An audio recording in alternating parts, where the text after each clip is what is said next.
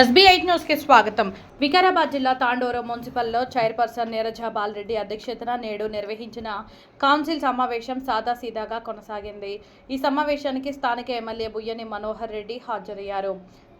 సమావేశం అనంతరం ఎమ్మెల్యే మనోహర్ రెడ్డి మీడియాతో మాట్లాడుతూ దొంగదారిన బీజేపీ ప్రభుత్వం కేంద్రంలో మళ్లీ అధికారంలోకి రావడానికి డీలిమిటేషన్ బిల్లును తేవడం జరిగిందని ఎమ్మెల్యే మనోహర్ రెడ్డి మండిపడ్డారు. 2011 జనాభా లెక్కల ప్రకారం డీలిమిటేషన్ చేపట్టడంతో దక్షిణాది రాష్ట్రాలు తీవ్రంగా నష్టపోతాయని మండిపడుతూ ఆ బిల్లును తీవ్రంగా వ్యతిరేకిస్తామని అన్నారు. మహిళా బిల్లుకు కాంగ్రెస్ ప్రభుత్వం 100% మద్దతు ఇస్తాం, కానీ అశాస్త్రీయ పద్ధతిలో జరుగుతున్న డీలిమిటేషన్ బిల్లును రద్దు చేసేంత వరకు పోరాటం చేస్తామని అన్నారు. డీలిమిటేషన్ బిల్లును వ్యతిరేకిస్తూ మున్సిపల్లో తీర్మానం చేయడం జరిగిందని అన్నారు. తాగునీటి సమస్య తలెత్తకుండా శాశ్వత పరిష్కారం కోసం కాగ్నం నుండి నీటి సరఫరాకు అన్ని వార్డుల్లో బోర్లు వేసి త్రాగునీరు అందించడానికి కౌన్సిల్ ఏకగ్రీవ తీర్మానం చేయడం జరిగిందని అన్నారు. పలు అంశాలపై సభ్యులు చర్చించడం జరిగిందని తెలిపారు. ముఖ్యమంత్రి రేవంత్ రెడ్డి కోరిక మేరకు తాండూరులో 480 కోట్లతో అండర్ గ్రౌండ్ డ్రైనేజ్ మరియు 26 కోట్లతో కాగ్నా నది వద్ద గల పంప్ హౌస్ మరమ్మతులు మరియు ట్యాంకుల నిర్మాణం కొరకు ప్రభుత్వానికి ప్రతిపాదనలు సమర్పించుటకు పరిపాలన ఆమోదం కొరకై కౌన్సిల్ ఆమోదం తెలిపిందని ఎమ్మెల్యే మనోహర్ రెడ్డి వెల్లడించారు. ఈ మీడియా సమావేశంలో municipal chairperson Neeraja Balareddy, vice chairman Abdul Razak, municipal commissioner Madhusudan Reddy మరియు కౌన్సిలర్లు, అధికారులు పాల్గొన్నారు. ఒకటి ఆ రోజు 1976లో ఫ్యామిలీ ప్లానింగ్ పెట్టినప్పుడు ఒక సౌత్ ఒకటే దాన్ని పాటించింది, నార్త్ అసలు పాటించలేదు. నార్త్లో ఏమి ఇష్టం వచ్చిన పాపులేషన్ వెళ్ళిపోయింది. మనమేమో వాళ్ళు చెప్పిన నియమ నిబంధనలతో మనం ఒక సిస్టమేటిక్ ఆ రోజు కూడా ఒక దాంతో మనం వాళ్ళు చెప్పిన నియమాలు, గవర్నమెంట్ చెప్పినటువంటి నియమాలు పాటించినందుకు శిక్ష మనకే. మన ముఖ్యమంత్రి గారు ఏమంటుండంటే డీలిమిటేషన్ మహిళా బిల్లు చేయొద్దని ఎవరు కట్టలేదు, ఎవరికి ఇష్టం లేదు. అట్లనే ఖచ్చితంగా చేద్దాం, శాస్త్రీయ పద్ధతిగా చేద్దామని. ఎందుకంటే ఆ రోజు గవర్నమెంట్ నామ్స్ మనం పాటించేందుకు మనకు నష్టం చేస్తే ఎట్లా? ఇప్పుడు మనతో మనం గెలిపించి ఎంపీ నేను ఓటేస్తా ముందు పోయి దీన్ని ఎవరు ఆపలేరు అంటుండు. ఆయనకు మన తాండూరు ప్రజలు సౌత్ నష్టం చేయడానికి ఓట్లేసారు. ఆయనకు మహిళా బిల్లుకి ఓటేయద్దంటలేము. డీలిమిటేషన్ ఖచ్చితంగా దీన్ని పోరాడాలి. ముఖ్యమంత్రి గారు కానీ, నిన్న మల్లికార్జున ఖార్గే కానీ, రాహుల్ గాంధీ గారు కానీ ఖచ్చితంగా ఒక డీలిమిటేషన్కి మాత్రం 100% వ్యతిరేకంగా ఉన్నాం. ఆ పద్ధతితోని ఏదైతే గతంలో 2009లో మనం ఏదైతే డీలిమిటేషన్ చేసినామో దానిలాగా చేస్తే మనకి ఇబ్బంది లేదు, మనకు నష్టం కాదు. లేకుంటే ఇప్పుడున్నటువంటి జిఎస్టీ ద్వారా, ఇప్పుడున్నటువంటి ఇన్కమ్ సోర్స్ ద్వారా ఇప్పుడు ఏదైతే 50% రాష్ట్రాలకి 50% వేస్తాను. ఆ 50% కాకుండా యాక్చువల్ దాంట్లో 50% జర్నల్కి ఇచ్చుకుంటూ ఆ 50% ఏవైతే రాష్ట్రాలు ఉన్నాయో, ఇన్కమ్ సోర్స్ రాష్ట్రాలు ఉన్నాయో, జీడిపి ఏ విధంగా అయితే వస్తుందో దానికాడ ఇస్తే బాగుంటుందని చెప్పి మన ముఖ్యమంత్రి గారు ఒక ప్రపోజల్ పెట్టిండ్రు. అది అందరికీ కూడా ఆమోదయోగ్యమే. మిత్రపక్షాలు కూడా నిన్న దానికే ఓకే చెప్తున్నాయి. దీన్ని మాత్రం ఇప్పుడు ఉన్నటువంటి డీలిమిటేషన్ మాత్రం మేమైతే గట్టిగా వ్యతిరేకిస్తున్నాం. దీన్ని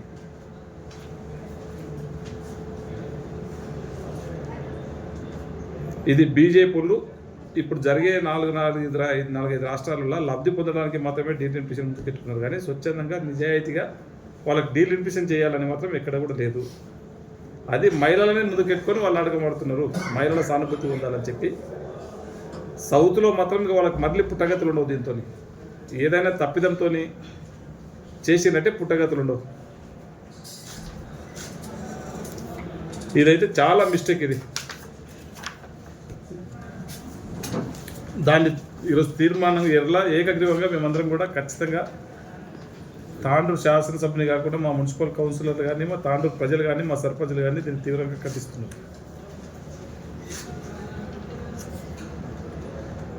ముఖ్యంగా ఈరోజు జరిగినటువంటి మున్సిపల్ సర్వసభ్య సమావేశం గారు మన ఎలక్షన్స్ అప్పుడు ఏదైతే మనకు మాట ఇచ్చినాడో కాగ్నా రివర్ కానివ్వండి, యూజీడీ అండర్ గ్రౌండ్ డ్రైనేజ్ కానివ్వండి, ఈ రెండింటి కూడా ఇప్పటికే వాళ్ళకి సర్కులర్ అధికారులకు అందరికీ కూడా చెప్పి ఉన్నాడు.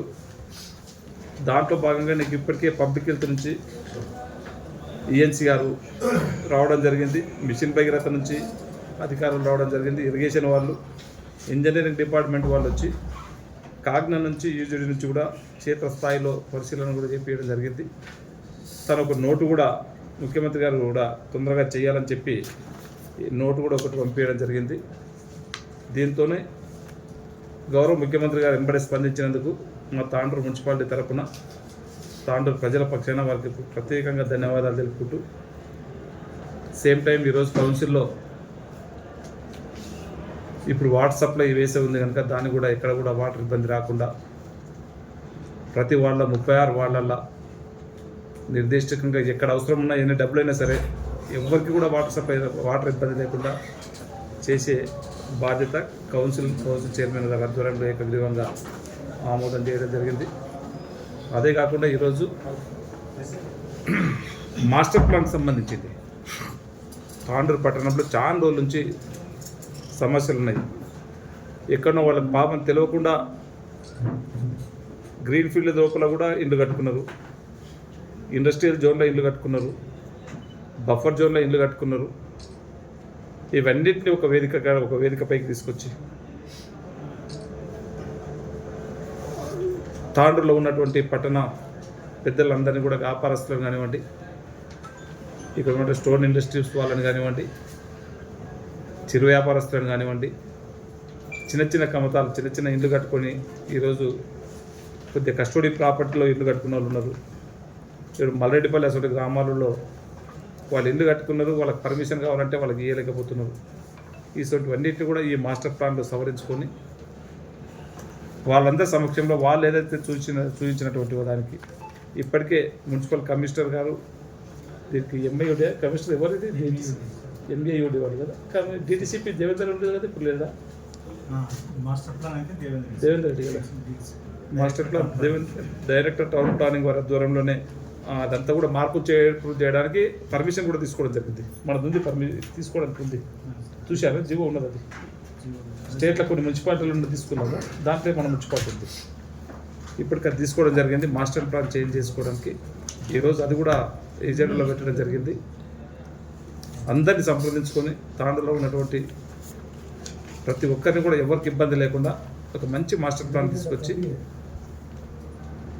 ఇప్పుడున్నటువంటి గృహ సముదాయం వాళ్ళకు, ఇండస్ట్రియల్ వాళ్ళకు, వాళ్ళకు అనుగుణంగా ఒక మంచి మాస్టర్ ప్లాన్ తయారు చేసుకున్నామని చెప్పి సభ్యులు ఏకగ్రీవంగా ఆ తీర్మానాన్ని కూడా బలపరచడం జరిగింది.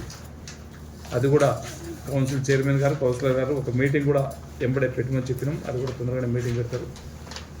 దాంతోపాటు ఈరోజు జరిగినటువంటి అంశాలన్నింటినీ కూడా కౌన్సిలర్లు వీళ్ళందరూ కూడా ఏకగ్రీవంగా రేపు డెవలప్మెంట్లో ఇంకా ఏ విధంగా ముందుకు వెళ్ళాలి, ఏ విధంగా చేసుకోవాలని చెప్పి అందరూ కూడా చర్చించుకోవడం జరిగింది. అవన్నింటినీ కూడా దశల వారీగా ఖచ్చితంగా చేస్తామని చెప్పి కూడా తెలియజేసుకుంటూ మీరందరూ కూడా ఎంతసేపు ఓపికతో ఉన్నందుకు మీకు అందరూ కూడా ధన్యవాదాలు. మనస్ఫూర్తిగా మనం సపోర్ట్ చేస్తూ ఉన్నాం. మహిళా బిల్లుకు వ్యతిరేకం కాదు. మనం ఇప్పుడు జరిగినటువంటి శాస్త్రీయ పద్ధతిగా డీలిమిటేషన్ జరుగుతలేదు. శాస్త్రీయ పద్ధతిగా డీలిమిటేషన్ జరిగితే దానికి కూడా మనం సిస్టమ్ వదులున్నాం. మనం 2009లో చేసినాం. సౌత్కు మనకు ఒక కరెక్ట్ పైన మనం ఒకటే ఆ రోజు 1976లో ఏదైతే ఫ్యామిలీ ప్లానింగ్ పెట్టిండ్రో దాన్ని కట్టుబడి మనమంతా కూడా అప్పటి నుంచి జనాభా తగ్గిస్తున్నాం. మనం ఆ రోజు సెంట్రల్ గవర్నమెంట్ ఉన్నటువంటి దాన్ని మనం పెట్టినటువంటి ఆచారాన్ని మనం పాటించినాం. అదే నార్త్ వాళ్ళు పాటించలేరు. అందుకే వాళ్ళ దగ్గర పాపులేషన్ బేసిస్కి ఇస్తే వాళ్ళ దగ్గర ఎక్కువ సీట్లు వెళ్ళిపోతున్నాయి. ఈరోజు ఒకటే ఉత్తరప్రదేశ్లో 80 సీట్లు ఉన్నాయి. ఇప్పుడు మన దగ్గర 17 సీట్లు ఉన్నాయి. మన 17 పోయి 25 అవుతున్నాయి. వాళ్ళ 80 పోయి 120 అవుతున్నాయి. ఇప్పుడు మనం మొత్తం సౌత్లో మొత్తంలో మనం క్యాలిక్యులేషన్ చేసుకుంటే 190 సీట్లు మనకు వస్తలేవు. వాళ్ళకు దాదాపు 380 సీట్లు వాళ్ళకి పెరుగుతున్నాయి. వాళ్ళకి చాలా డిఫరెన్స్. మనకు మొత్తం 60-65 సీట్లు మన దగ్గర పెరుగుతున్నాయి మొత్తంలో. వాళ్ళకు వచ్చి 300 దాదాపు 240 సీట్లు వాళ్ళకి పెరుగుతున్నాయి.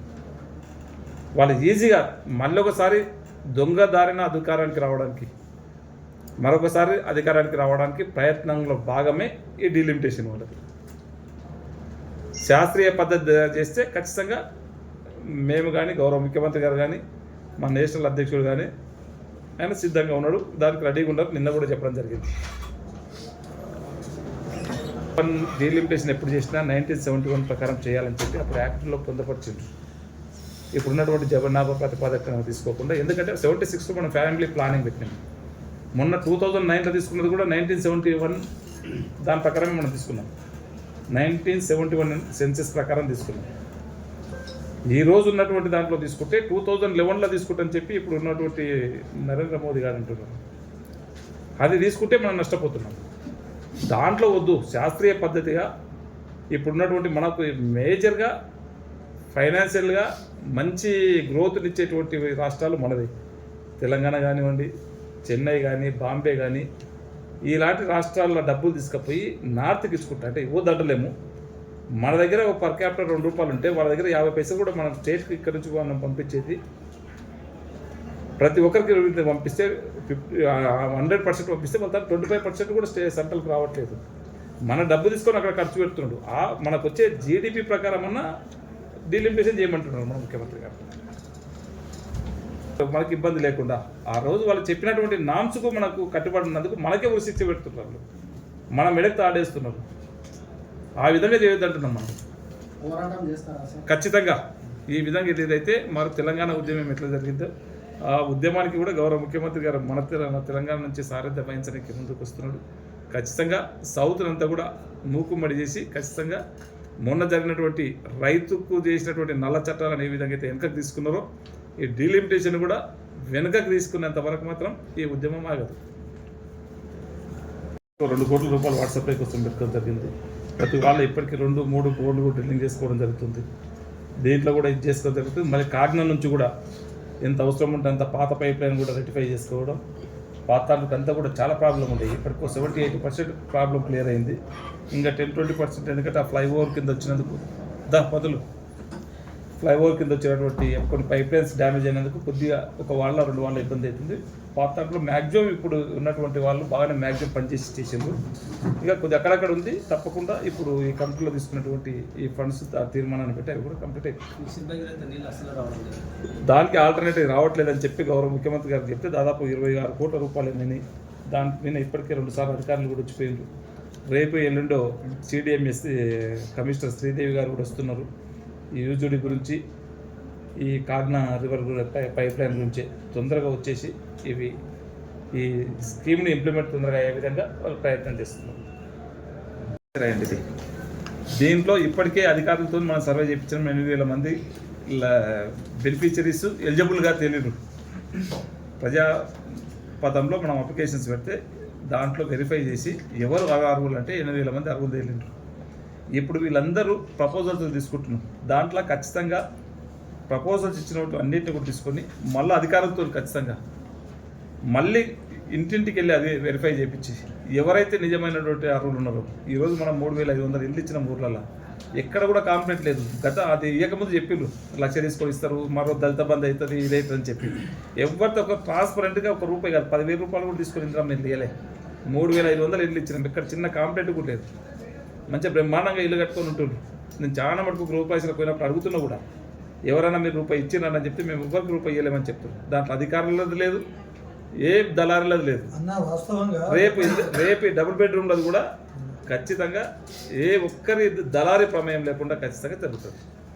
వాళ్ళు ఏదైనా ఒక పని చేసేటప్పుడు అంటుంటారు కాస్ట్లీ చెట్టుకి రాళ్ళు పడతాయి, కాయం చెట్టుకు రాళ్ళు పడితే ఏం వస్తుంది, ఏం రాదు. ఖచ్చితంగా మంచి పని చేస్తుంటే అంటుంటారు, తప్పదు కదా. ఎలిజిబుల్ ఉన్నటువంటి ఆ 8,000 ఎవరైతే ఎలిజిబుల్ ఉంటారో ఖచ్చితంగా జర్నలిస్టులు కూడా ఇస్తామని చెప్పి అప్పుడు మాట ఇచ్చినాం.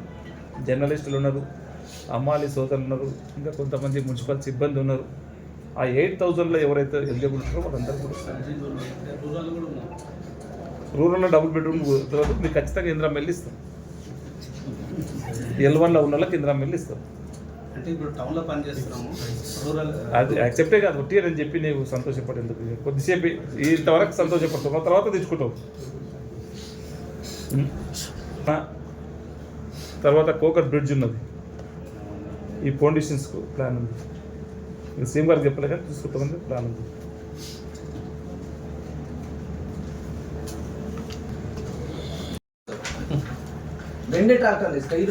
మనము ట్రాన్స్పరెంట్గా ఉండాలని చెప్పి ఎక్కడ ఇంతకుముందు గతంలో ఇచ్చేసి ఒక ఇందిరమ్మ ఇల్లు ఎవరైతే ఉంటుందో వాడు ఆన్లైన్లో బుక్ చేసుకుంటే ₹200 కడితే ఉస్కృష్టంగా చెప్పించారు.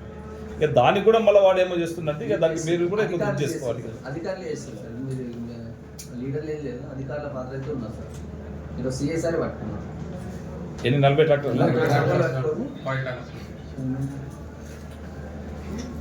మనం ఈ పాలసీ ఎప్పుడు లేదు కూడా, ఎప్పటికీ 3000 ఆడ వచ్చి 1000 రూపాయల వరకు 1000 రూపాయల వరకు 3000 ఇది చేసుకొని పోతుంది. మనం దీనికి ఏం చేయలేము. ఇప్పుడు అధికారులు వర్కర్స్ వదులుతారు. ఇంకా మారతలేరు అధికారులు, ఇంకా మారాలి. ఇంకా దృష్టి పెడితే మాట్లాడతా చేస్తున్నాం కానీ వీళ్ళు తయారు చేస్తలేం కదా. వీడు పోతే ఇంకోటి వస్తలేదు కదా, ఇంకోటి లేకుండే తయారైతలేదు కదా. ఇప్పుడు నేను కలెక్టర్కి చెప్తున్నా, ఏడీఎంకి చెప్తున్నా. ఏడీఎం నెంబర్ ఉందా? ఏడీఎం నెంబర్ పెట్టా ఒకసారి పెట్టు. తప్పు చాలా తప్పు, రాంగ్ మెసేజ్.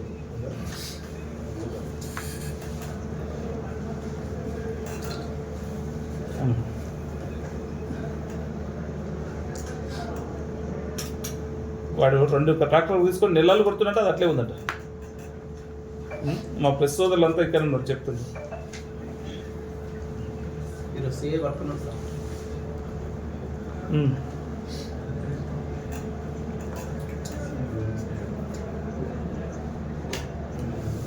మళ్ళీ ఆడ మనోడు ఉండి ఎందుకు స్కాన్ చేస్తలేడు ఆ ట్రాక్టర్కు?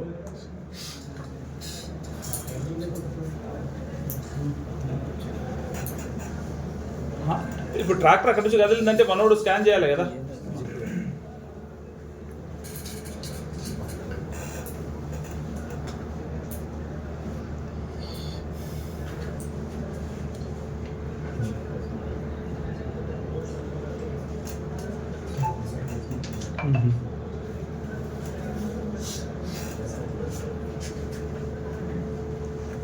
సరే.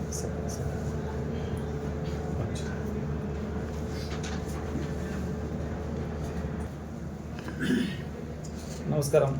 ఇప్పుడు ఇది ఏది 1 మంత్ టైం ఇచ్చినట్ట, ఇది ఆన్లైన్ సిస్టంలో. ఇప్పుడు మనము ఇంద్రమ్మ ఇంట్లో తీసుకొని మనం ఆన్లైన్ సిస్టమ్ పెట్టినాం కదా ఉస్కకు.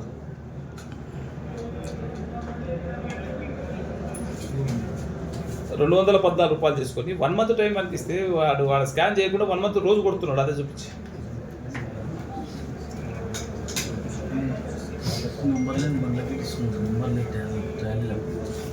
ఇక వాడు ఏం చేస్తున్నాడు, వాడు జీపీ ఉన్నాడు, వానికి ఏమైనా 500 పెడితే వాడు సబ్ చేయకుండా ఉంటున్నాడు.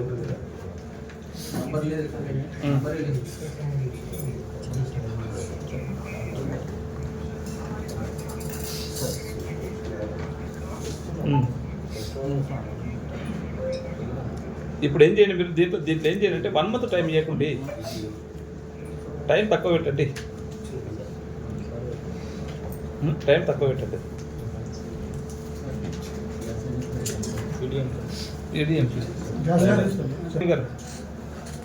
నమస్కారం.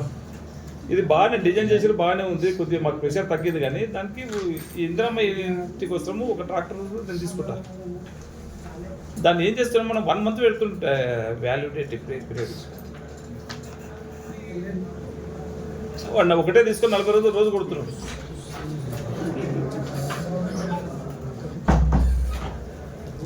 అవును, ఆడ ఓటీపీలు వాడ ఉండడు, మన జీపీ వాళ్ళు స్కాన్ చేస్తలేరు దాని టైం వ్యాలిడిటీ టైం తక్కువ ఇవ్వాలి మనం. 2 రోజులు 3 రోజులు ఇస్తే అట్లా కూడా కొద్దిగా మిస్యూజ్ అవుతుంది కదా, తక్కువ జరుగుతుంది. మీరు ఒక ట్రిప్ కోసం టైం ఇచ్చినప్పుడు 2 రోజులు 3 రోజులు ఇవ్వండి, 30 డేస్ ఇవ్వకండి. 30-40 డేస్ పెడితే వాడు ఒకటే దాంతో ఆడ ఏదో మేనేజ్ చేసుకుంటాడు. 30 రోజు అదే దాన్ని చూపించుకొని కొడుతున్నాడు. లాస్ట్ రోజు కొడతాడు. లాస్ట్ రోజు ఏం చేస్తారు, స్కాన్ చేపిస్తారు. వాడు డే 1 నుంచి తీసుకుంటున్నాడు. 2 రోజులు పెట్టుండి చాలు. 2 రోజులు పెడితే వాడు ఒకటే కొట్టాడు. ఆ రోజు 2 రోజులు కొట్టినా రోజు ఎన్ని ట్రిప్పులు కొడతాడు. రోజు ఒక దాని మీద 10 కొడతారు. చాలు, కొద్దిగా చిన్నగా అయితే తక్కువ.